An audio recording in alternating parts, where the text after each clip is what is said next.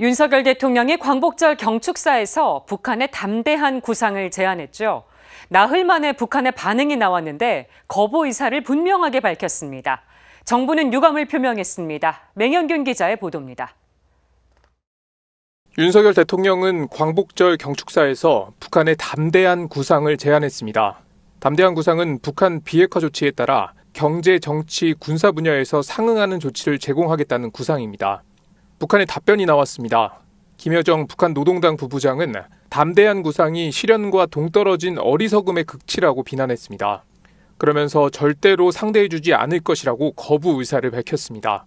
오늘은 담대한 구상을 운운하고 내일은 전쟁 연습을 강행하는 파렴치한 이가 윤석열 그 위인이라며 윤 대통령의 실명까지 거론했습니다.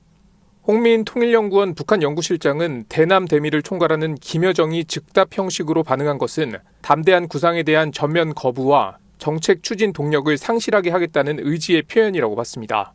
이물출 경남대 극동문제연구소 교수는 주목할 대목은 북한은 국민의 낮은 지지율을 받은 정권과는 대화 협상하지 않겠다는 표현이라고 분석했습니다.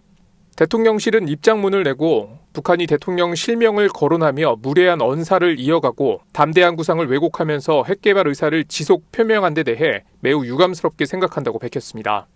다만 담대한 구상을 통해 북한 비핵화와 남북관계 발전을 추구한다는 입장은 변화가 없으며 북한이 자중하고 심사숙고하길 촉구한다고 덧붙였습니다. 주교회의 민족화위원회 총무 강주석 신부는 이 같은 남북의 강대강 대치에 대해 안타까운 마음을 전했습니다. 호응이 없는 정도가 아니라 강도 높은 비난이 나온 현실이 안타깝습니다.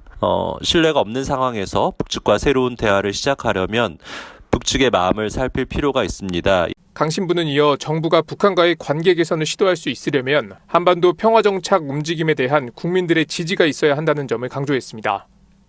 주교회 민족화의 위원장 김주영 주교님께서도 우리가 사는 곳부터 평화와 화해 노력을 하지 않으면 한반도 평화는 요원할 것이다 이런 말씀을 하셨고요. 그래서 우리 교회가 이 어려운 상황이지만 평화의 길을 묵묵히 가야 한다고 생각을 합니다.